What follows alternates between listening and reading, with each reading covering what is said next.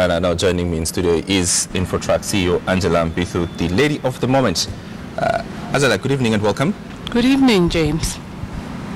The assumption out there is that you've been paid. Someone is paying you, Angela. Who's this paying you to do these opinion polls that are not a true reflection of the ground? Your guess is as good as mine, James. I asked myself the same question. ODM is unhappy. In the past, Jubilee has touted that ODM owns Infotrak. And now ODM says somebody else paid us. And some parties in Jubilee also are not happy that they're only at 45%. They think their popularity is higher. Amani claims as well that we have been paid. I don't know why they don't just come out if they have the details to say who it is exactly who pays for these polls. Isn't the bigger question about, getting paid, or that the public does not understand the process and the methodology and the science behind opinion polls? Because it's supposed to be something that is very clear, that I understand. You've interviewed 1,000 people and this is how you distribute them, and these people could be anyone in the society. Correct. The public doesn't understand that. The public doesn't quite understand the science, because it is a complicated science, and I think we are still a young democracy. It will take time for this to take root. And James, even in the US, people still ask the same questions that we have asked here.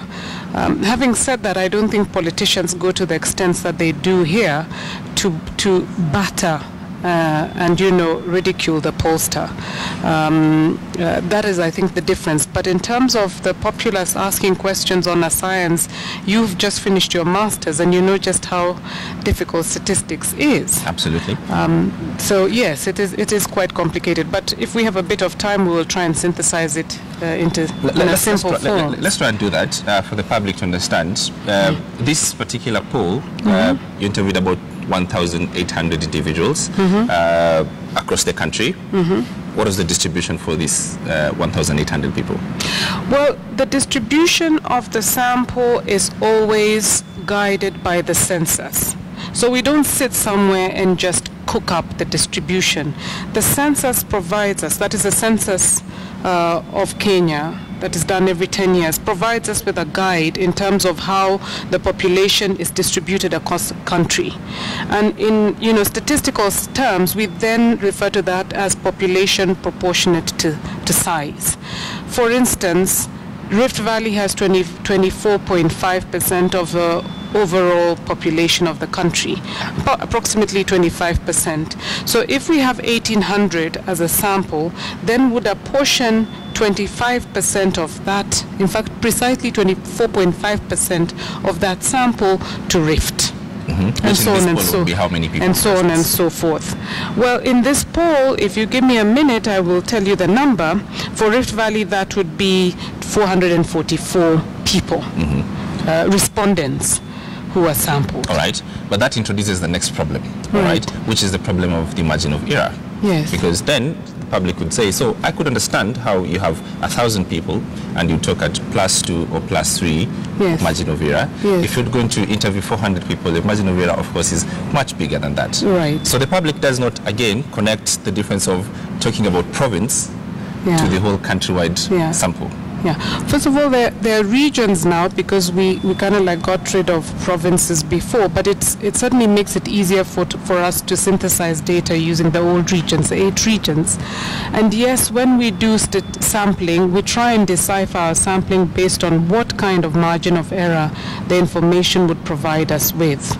And the margin of error basically states that, or guides in stating that, if you have a sample X, then if you go out and talk to people, the results should be plus or minus that margin of error. In this case, it's almost ±3. So that anything that we do give out is plus. If it is 10%, it could be 13, slightly under 13, or it could be 7. And then, of course, there's a degree of confidence that is associated with that. So that in this case, our sampling was done with 95% degree of confidence. What that means is that 95 out of 100 times, if you conducted the same poll, you should get the same answers. But 5 out of 100 times, the response from the respondent may be different. Because the question then, the politics of the opinion polls then, is that you not only have locking up the whole region, right, so that we have 300 people being interviewed in central Kenya and 400 people interviewed in Valley, then 200 interviewed in Nyanza, yes. And it gives you a whole difference yes. of the data as you like. But it's data, all right, you have it, and the public is like, we do not agree with it. I don't agree with it. And the politics, when it does not side with me, I don't agree with it. Right. So how do we reconcile the politics and the data? I think with time, I've done this now since 2007, and I must say I saw your opening statement that the bickering and all that is there. But when I talk to people who have done polls for longer than I have in developed democracies, they say the situations were more or less the same. So that gives me some solace that we will get to the point, James, when you are a politician, hopefully one day, or your child is a politician, and they will not be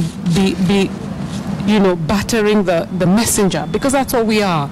We shine a spotlight on what the views of the people are, period. Now, what we always find is that if we are friends, your opinion and mine may perhaps be the same. And sometimes we may think that that's the opinion of everybody that is out there. This is indeed the reason why polls are very important, because they do sensitize us on the differing opinions of a heterogeneous group of people that we are. We have 42 tribes. We can't all think the same. We have different socioeconomic classes, so that if you have a rich and powerful group of people that is clamoring for power, they may think that everybody has the same opinion as they do. But the masses may have a very different opinion. Indeed, this is why polls are critical. And I think if you go down to the ground and you talk to people, you'll find that a lot of people will probably say that the polls reflect their views, because indeed the science itself is meant to reflect the views of the people. So from where you sit, very quickly, there's nothing wrong about this methodology, there's nothing about this. Of course not. You stand by this data. Of course not. It does make people unhappy, it makes people uncomfortable. But James, and I know you're following the US elections, the primaries that are going on now, none of the polls are even 1,800. This is a country with 300 million people. Kenya is a puny country in terms of size in comparison. They use the same science. Most of their polls are only 800 people at any given time. I must ask you this, the final question. I'm a director, I would run out of time, but someone on Twitter asked, and so many people ask, how come I've never been interviewed by a pollster? Who do they interview? Where are they? How do you answer to that question? Very quickly. You know, every poll that we conduct, and my fellow pollsters conduct, is 1,800, 1,000, up to 2,400 people. Yes. And the polls are only conducted so often. Ours are now being conducted every quarter. Some people conduct them every half year.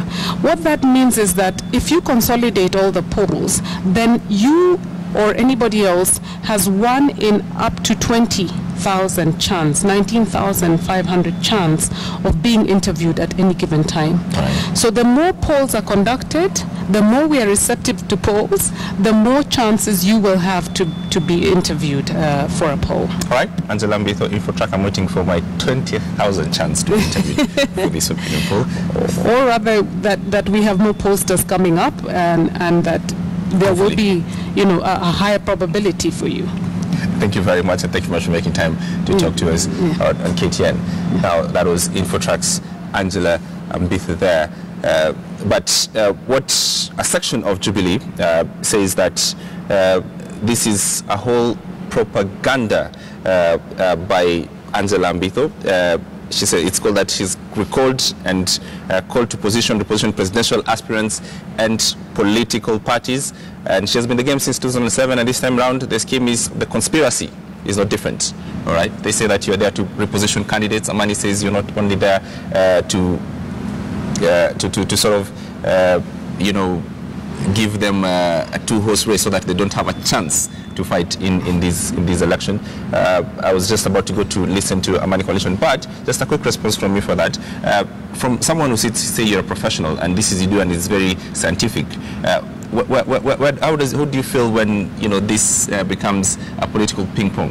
Yeah, I think a poll is as good as the reactions it gets, so that a good poll should elicit mixed reactions. I mean, in Kenya we go overboard, but the fact that we get the reactions means it touches the core. It means you've touched something. It means you've touched something, and normally when the truth is told, the truth hurts. And this is the truth. This is as good as the truth as it can get, unless you have another way of getting public opinion. All right, James, this is the only way to get it. Angela Ambitho there.